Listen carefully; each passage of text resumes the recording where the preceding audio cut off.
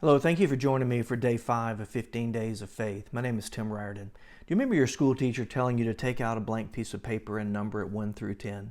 Gives me chills just thinking about it. No one likes tests, especially when they're surprises. But you know, life is full of pop quizzes.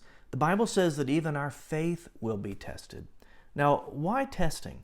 Well, if you're a student, you need to be tested so that the teacher can know whether or not you've learned the material. As far as products need to be tested so the designer will know that the product is going to accomplish its purpose.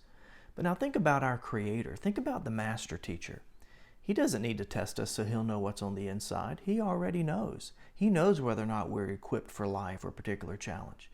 You see, spiritual testing comes for our benefit so that we can know what's going on the inside, so we can grow to our maximum potential.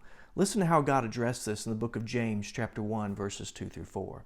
Consider it all joy, my brethren, when you encounter various trials, knowing that the testing of your faith produces endurance, and let endurance have its perfect result so that you may be perfect and complete, lacking in nothing. Now let's look at this passage for just a minute. It says, consider it joy when you face various trials. Notice it says when, not if. In other words, trials are a certainty. Notice it says various trials. It means many colored, all the different colors, the different varieties of trials that life has to offer. Think about Job and all that he went through, or the children of Israel as they wandered around through the wilderness. We're going to have a lot of different kinds of trials. Now what's going to happen? What's the outcome of this? Well, this passage says it's going to develop endurance in our life. Endurance, patience. And then when endurance continues to work in us, it's going to develop spiritual maturity and eventually ultimate fulfillment. So what do we do when we're going through a trial?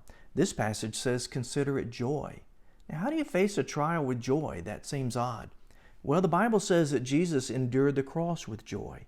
How could he do that? He did it because he could look at the end product. He could see that his death on the cross was going to bring about the salvation of our souls.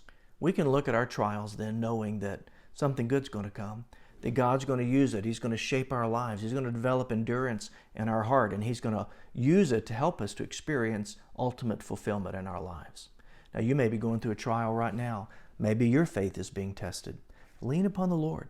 Let Him work in your life through this circumstance. Somehow, even though maybe your trial is difficult, face it with joy, knowing that God's going to use it. He's going to shape your life and mold your life. Trust in the Lord with all your heart. Lean upon Him. Don't trust your own understanding. It's very difficult for us to wrap our minds about what's going on, but we can trust the Lord. He is worthy of our faith.